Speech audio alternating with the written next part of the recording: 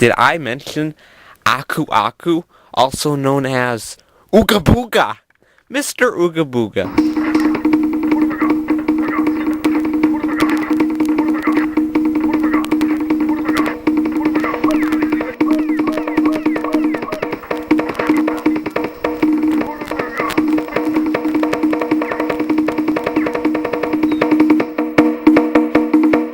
And he protects Crash, and well, not much about him until later games anyway.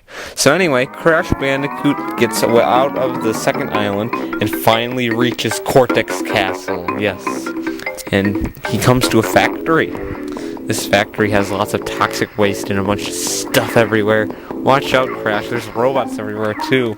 He eventually meets up with Pinstripe, Dr. Cortex's bodyguard. Pinstripe is awfully mean with his gun. Watch out. How does he defeat him if he has a gun? Well, figure it out. Stop interrupting me. Fine. So anyway, Crash Bandicoot continues and climbs up the tower of the Cortex Castle. More machines, more mean stuff. Yes, indeed. And then he meets up with Dr. Embryo. You have to defeat him. He has wonderful potions. Not so wonderful potions anyway. He throws a Crash. After a little while, he decides to drink one of his potions. So Dr. Embryo turns into a giant monster. Well, how do you defeat him then? Oh, just jump on his head or something. I don't know.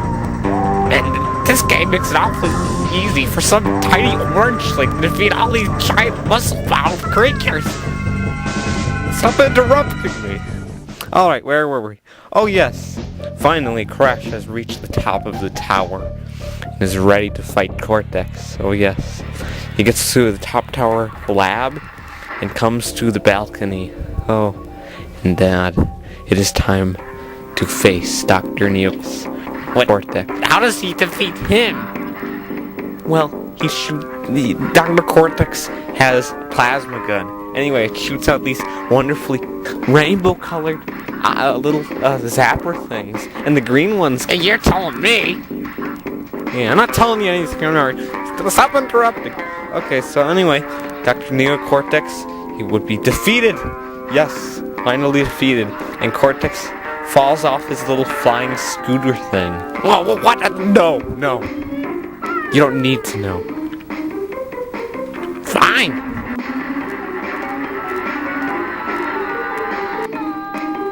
Anyway, he falls off, and Cortex falls.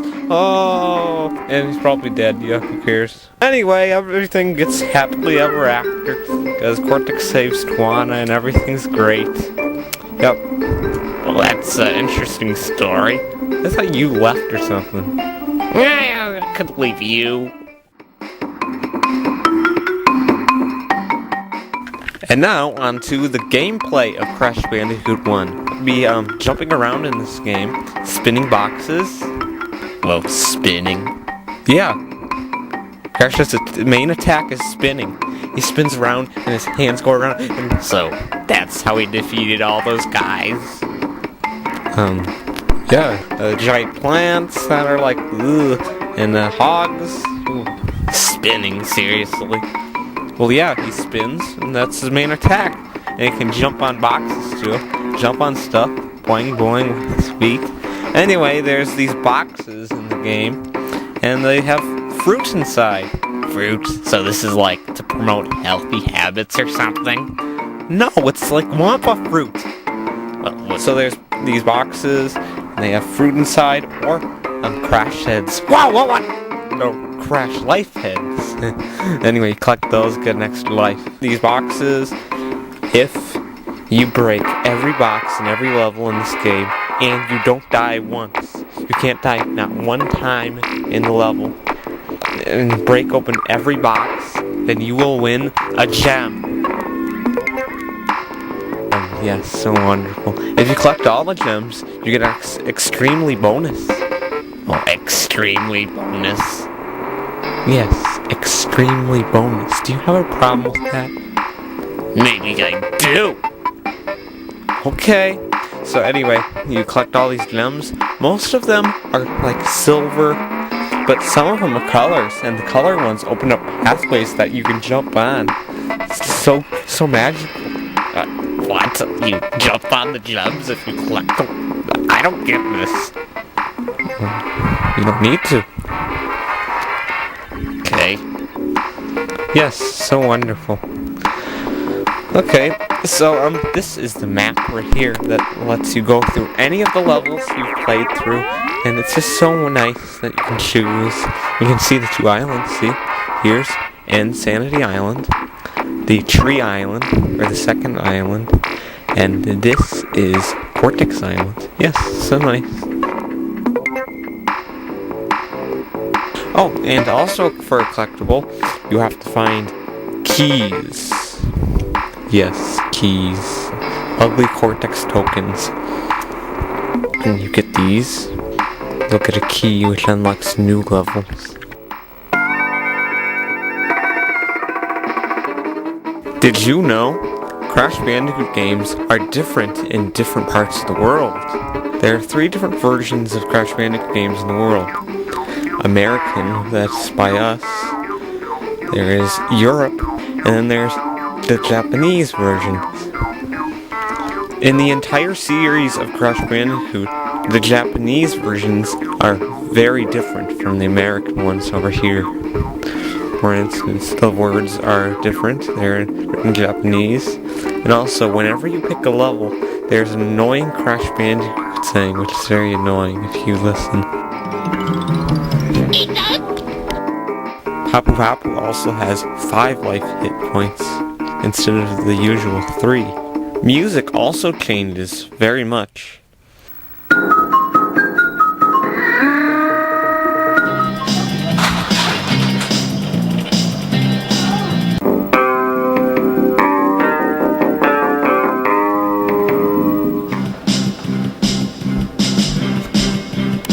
A very interesting difference in all Japanese Crash Bandicoot games is that Aku Aku, whenever you get one of his masks, he gives hints.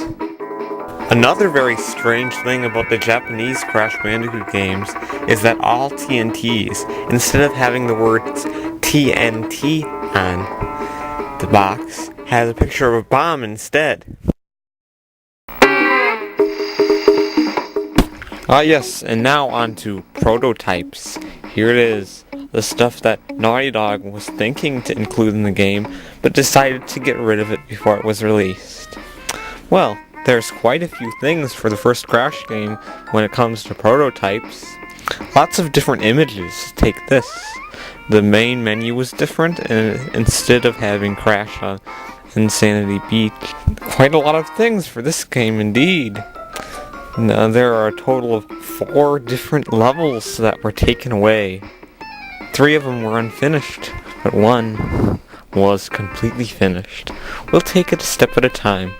Alright, our first level we'll talk about is the waterfall level.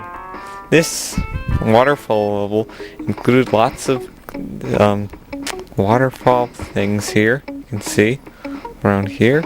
And this strange hog that it didn't do anything. Completely solid. Then there was the cliff level. The cliff level was full of was another prototype level called the cavern level. But the strange thing is that there's toxic waste stuff, and there's also Cortex platform things. So it makes one to think that this would be near Cortex Castle or underneath it. And probably the most exciting prototype level, unreleased, was Stormy Ascent.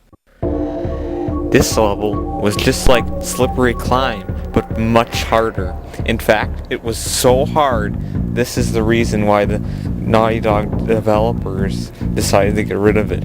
It was extremely hard. Slippery Climb was one of the hardest levels in the game, but this one was even harder than that. Stormy Ascent. It's so hard, that's why they took it away. Just think trying to get all the boxes without losing a life on this level. And if you'll take a look here, here's the map screen. The prototype map screen. Much different. Instead of 3D, it's all just flat. But it has some nice pictures of the boss faces. And you can also see, way over here, you see, some levels are switched around. And Stormy Ascent is seen. Right here. A prototype box that never saw the light of day in any Crash game was the POW box. When the POW crate is set off, it just makes nice little streamers and a nice sparkle fireworks. It doesn't hurt anybody at all. It's completely pointless. Isn't that nice? Wow. Well, it's a good thing they took that out anyway, because I was just in the way. Well, I mean, this... Ooh, it's not even dangerous or anything. It doesn't help you? well, yeah, I think I just said that. Well, okay then. So, that's pretty much it right there. So, that's it with this game? Yep. What happens next? I'm glad you asked.